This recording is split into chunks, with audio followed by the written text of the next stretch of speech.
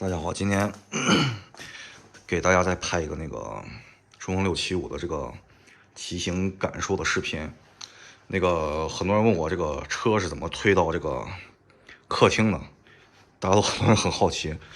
就很简单，这不是大门吗？然后门一开开，这是我们家院子，就顺门推进来就行了，所以能进客厅。夜幕车是这种格局的。就是我现在骑这个车啊，现在是4号晚上11点多12点骑的，就是收到的车。我现在已经骑了多少公里了？我看看啊，今天才回来，已经骑了724公里了。跑到1000公里的话就会首保。就是今天大家会有一个疑问，就是说这个车到底能不能上12000转？其实这个我也是不知道的。但是我觉得春风有一个很有意思的车，它在这个位置，你看它像那个游戏里边经验条一样。我也不知道做完首保刷完电脑以后，它这个经验条会不会就是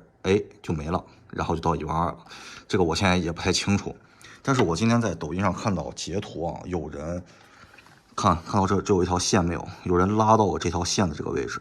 就12300我不敢保证，但是12000肯定是能拉得到的。你们可以去抖音去查这个截图去，我今天是看到图了。然后因为这个车骑了有700多公里了，然后吐槽它的一些点啊。第一个问题是什么呢？就是这个避震啊，刚开始骑的时候新车感觉挺有支撑力的，然后也挺硬的。但是现在随着骑了时间长以后，感觉避震越来越软了。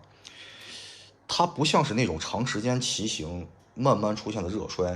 比如说车凉了以后，油温降下去以后，然后它就又硬了。它是感觉就是这么段时间以后就一直在变软。然后你们看我这个预压，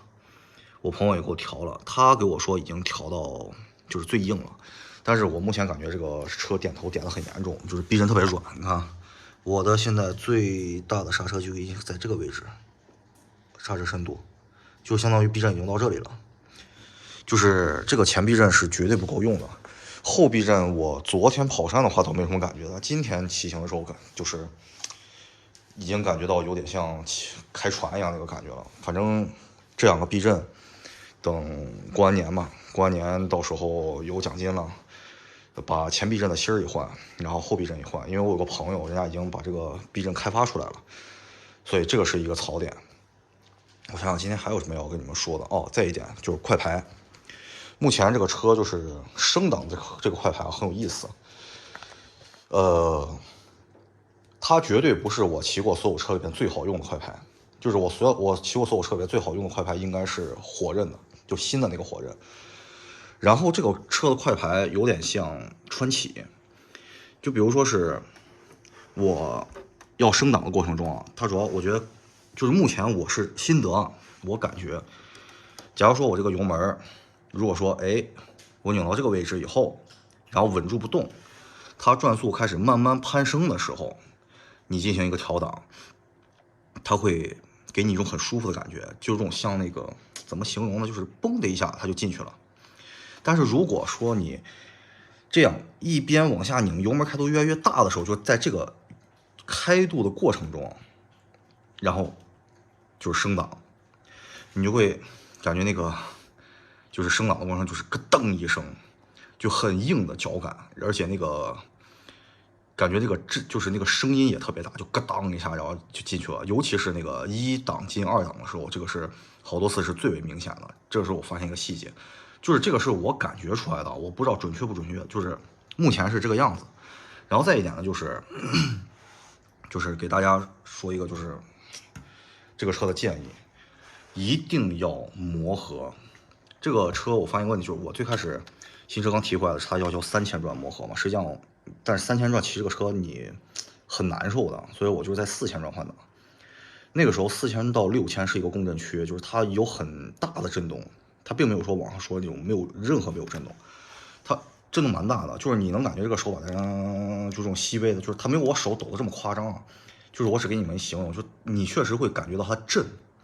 就是会有麻手的感觉。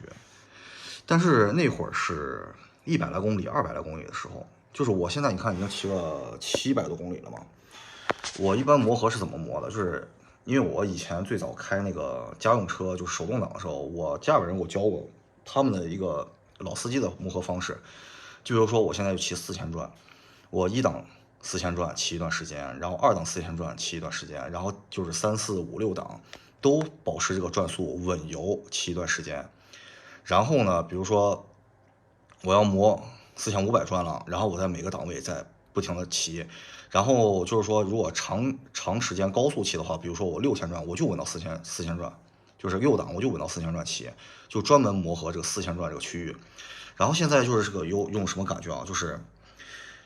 我现在700公里的时候再骑这个4000转这个转速的时候，感觉就不震了，就是手麻的感觉，就是不能说没有啊，能降90%，没有90多的话，怎么也有80%，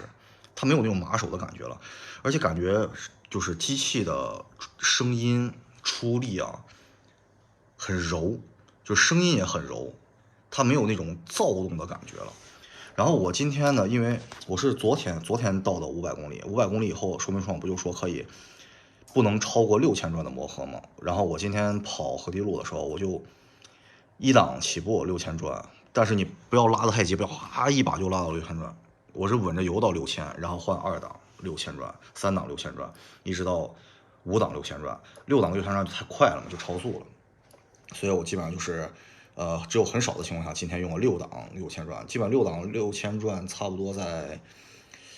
130的时速吧，就是这个还是得慎重。然后各个档位磨合了一遍以后呢，你再回到4000转再去骑，你就会感觉很顺。尤其是你磨完以后，你停车熄火，等一段时间再找车再走，你会感觉4000转很柔和，很柔和，有点像4缸机。